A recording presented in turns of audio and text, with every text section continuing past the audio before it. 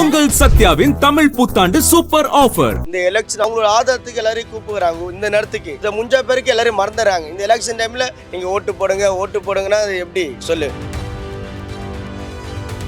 இப்போ அதிமுக வந்து அம்மா இருக்கிற வரைக்கும் அந்த கட்சி நல்ல ஒரு வேல்யூவான கட்சி தான். இப்போ மோடி கூட உறவு கொடுக்கூடாதுன்னு. ஆனால் இன்னைக்கு வந்து எடப்பாடியார் வந்து அம்மா வானான்ற கட்சியை சேர்த்துக்கினாரு.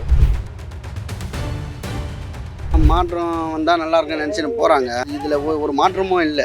திமுகவுக்கும் தாவிகாவுக்கும் தனிப்பட்ட வேறுபாடு என்னன்னு யாருன்னா கேளுங்க. அது ஏதாவது சொன்னாங்கன்னா நான் ஒத்துக்கிறேன். அதுவும் இதுவும் வேறு வேறு கட்சின்னு ரெண்டும் ஒன்று தான். போராடக்கூடிய சக்தி வந்து விஜய் கிட்ட எல்லாம் கிடையாது. ஏன்னா அவரே வந்து இன்னைக்கு அவருடைய விஷயத்துக்கு அவர் தலையிட மாட்டுறாரு. எல்லாத்துக்கும் வாயை மூடிக்கிட்டு இருக்காரு. இப்போ அவருடைய படமே வந்துருச்சு வெளியே, அதுக்கு கூட வாயை திறக்க மாட்டுறாரு. தான் வரும், எங்க விஜய் தான் வரும், எங்க நாட்டுக்கு பிள்ளைங்க வரணும். ஏன்னா அவரு நல்லது செய்யறாரோ இல்லையோ நாடு வந்து மாறி வரணும். பெரியார் வந்து அவர் கொள்கையில் ஒன்று அப்படி இருக்கலாம், கடவுள் ஏற்கிற கொள்கை. நம்மளுக்கு தேவையானது எடுத்துக்கணும், மிச்சத்தை விட்டு வேணும். பெரியாரையே தாக்கிக்கணும். விஜய் வந்தால் நல்லது தான். சின்ன பிள்ளை வந்துச்சுன்னு நல்லது தான். விஜய் பிடிக்கணும். நம்பிக்கை செய்யும்.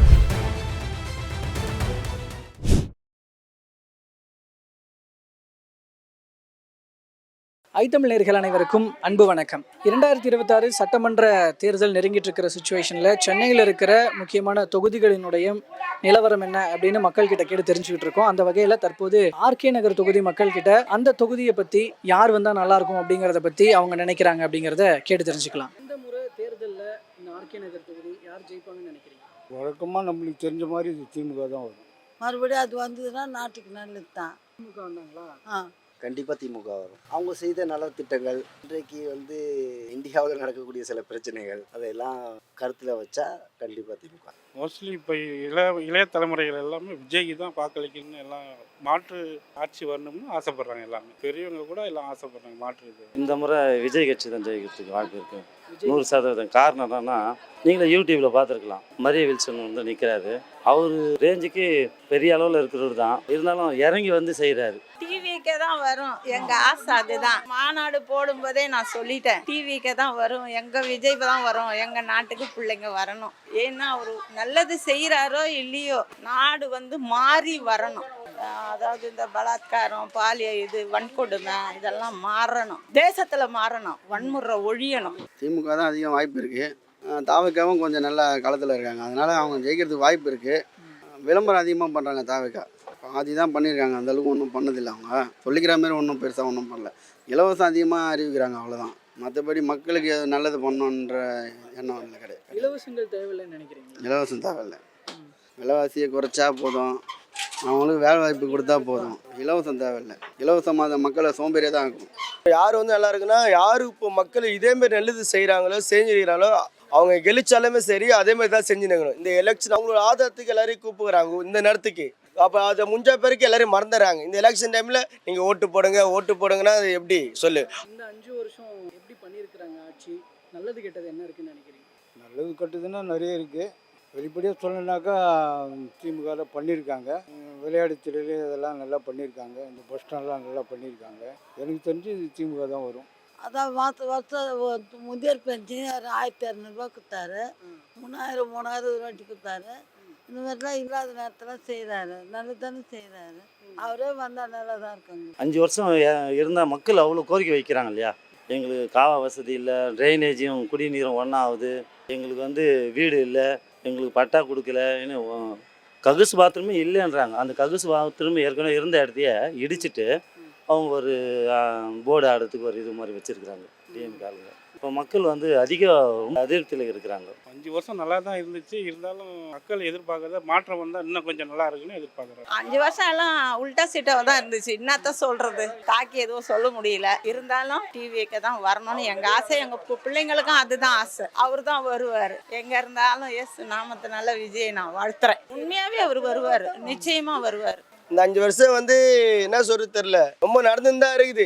தங்கத்தை ரேட்டு ஏற்றுறாங்க, இந்த கொலை இந்த விலைவாசி அதிகம். இதெல்லாம் ஏறனா இல்லாத படங்க என்ன பண்ணுவாங்க, திருடுதால கூட திருடுவானுங்க, கொள்ளடிப்பாங்க.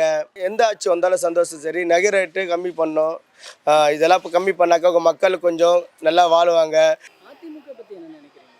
அதிமுக வலுவான உற்சாகத்தோடு அவங்க இல்லை. அவங்க வந்து இதுக்கும் அதுக்கும் மாறி மாறி போகிறதுல நிலையா எதுவும் கிடைக்காது. எனக்கு தெரிஞ்சு அவங்க வந்து முதல் மாதிரி இருந்திருந்தாக்கா, அம்மா இருக்கும்போது இருந்த மாதிரி இருந்திருந்தாங்கனாக்கா அவங்களுக்கு வாய்ப்பு இருக்குது. அவங்கள பற்றி நமக்கு சரியாக தெரிய மாட்டுதா? அவங்க ரெட்டாளை பற்றி நமக்கு என்ன தெரியுது? அவங்க எதுவுமே செய்ய மாட்டாங்களே, என்ன செஞ்சாலும் தெரியாதுங்க. அவங்க ஏரியா பக்கம் வீட்டு பக்கம்லாம் வந்தாங்களா? அவங்க யாரும் வரலப்பா, எங்கள் வீட்டு பக்கம் இவங்க கூட யாரும் வர மாட்டாங்க. இருக்கிறது தான் சொல்கிறேங்க. அதிமுகவை பற்றி என்ன நினைக்கிறீங்கன்னா, இன்றைக்கு சூழ்நிலைக்கு பிஜேபியோட கூட்டணியில் இருக்காங்கல்ல, அதுதான் அவங்களுக்கு மைனஸ். அதனால அவங்க வர வாய்ப்பு இல்லை. கண்டிப்பாக. இப்போது அதிமுக வந்து அம்மா இருக்கிற வரைக்கும் அந்த கட்சி நல்ல ஒரு வேல்யூவான கட்சி தான். அம்மா வந்து மோடியா லேடியான்னு சொன்னாங்க. அப்போது மோடி கூட உறவு விடக்கூடாதுன்னு. ஆனால் இன்றைக்கி வந்து எடப்பாடியார் வந்து அம்மா வேணான்ற கட்சியை சேர்த்துக்கினாரு. சரியா, அம்மா கூட இருந்தவங்க எல்லாருமே வேலைக்கிட்டாரு. என்ன இப்போ அந்த ஓபிஎஸ்லாம் வந்து திமுகவுக்கு போக வேண்டிய அவசியம் இல்லை.